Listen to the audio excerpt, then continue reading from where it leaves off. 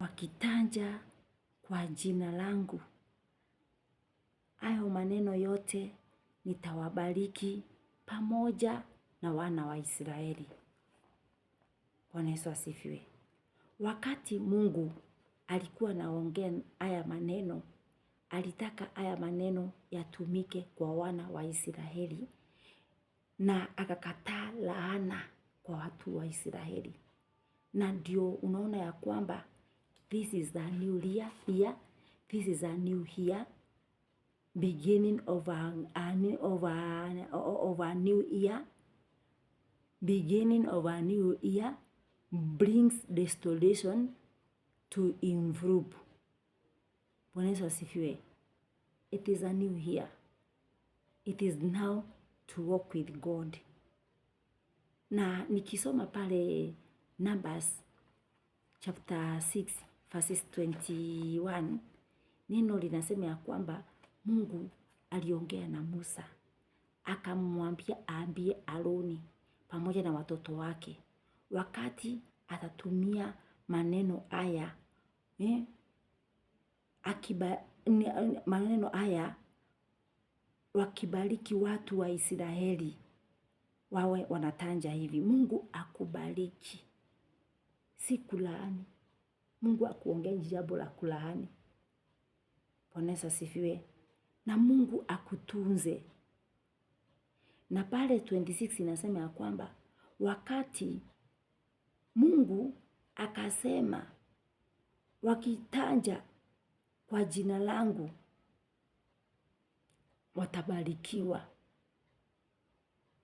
Nitawabariki watu wa Israeli wakitanja kwa jina langu. Kwa hivyo kutaja neno la Mungu kwa jina la Mungu ni lazima tuanze with love, upendo. Naye Mungu atatubariki. Upendo hauna laana, upendo hauna kubeba mtu, upendo hauna mambo mengi ambayo ipendezi Mungu. Mambo yale Mungu alitrust Moses ndio aambie Aroni, ili Mungu alionea kwamba hiyo ndio mambo ambayo itafungua wana wa Israeli. Maana Mungu ndio njia, ndio funguo na ndio kila kitu. Ni akisema na tusikilize mambo yake, na Israeli ikabarikiwa, nasi tutabarikiwa. Nchi yetu itabarikiwa, mvua itanyesha. Si kutaja, ni ukiona mtu ya kwamba kuna jambo linaweza fanya liwe uone jambo kwa mtu na si mzuri, muombe. Pray for one another. Na Mungu akaambia Moses, maana alitrust Moses. Leo ni Moses atapatikana ni nani? Moses ataongea neno la ukweli, ambie wana wa Israeli, na ambia kutoke blessing, kutoke upendo, na kutoke kutia mtu mwingine moyo. Maana kama hatuna upendo, there is no love there. A new beginning start with restoration. Bring everything. Inaleta vitu vyetu vyote. Improve. Hatukai pamoja.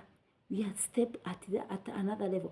Leo nikiwa naambia watu wangu, nawaambia kwamba let us start with the improve to ourselves. Maana hatuwezi improve kama tuko pale. Bwana Yesu asifiwe. Na wakati tutakuwa na another year like this year, na iwe na tuwe na restoration ya ingine ya kurejeshewa, hakika tutaweza kuona mabadiliko. Bwana Yesu asifiwe.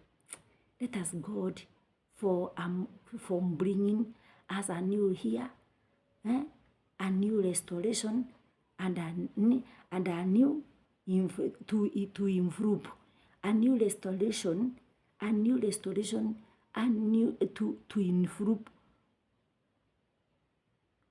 because God is love her as. Mungu anatupenda. In fact, Mungu anapenda kila mtu, na ukiona anasema ya kwamba tutumie njia ya kutiana mioyo, tuombeane, upendo, na this year tutembee na kutiana mioyo. Don't worry, barikiwa. Maana mambo ambayo inatoka kwa Mungu, kwa mtu ambaye anapenda Mungu sana, ni lazima kuwe na kuvumiliana. Don't worry, Mungu ako pamoja na wewe, na Mungu anatembea na sisi vizuri sana, na kuombea hata wale wote ambao tunaona wanapitia, wale wote wako mahospitalini. Mungu ana nguvu, yeye ndio kila kitu. Yeye ni daktari wa madaktari wote. Bwana Yesu asifiwe. Wale watu tunawaambia aje? Mungu akutunze, Mungu akubariki. Maana kama una kitu ndani ya roho yako, utaona wewe ndio peke yako unafaa kubarikiwa. Mungu hayuko hapo. God is near to those who have heart for Jesus Christ. When you have the Spirit of God, Mungu akaangi bali na wewe, ako pamoja na wewe. Maana it is God of humanity. It is God of love. It is God of restoration. It is God of compassion. The God of commitment. Every 24 tonight, God is on the way. God is on our way. God is on our side. Who can fight with us? Who can fight with us? Who can close our door? God can do everything. Maana wakati alisema kwamba na hao watu wakifanya kwa jina langu nitabariki Israeli. Na sisi Mungu anataka aje? Tupendane. Mungu anahitaji upendo kwetu peke yake, na nchi yetu itabarikiwa sana.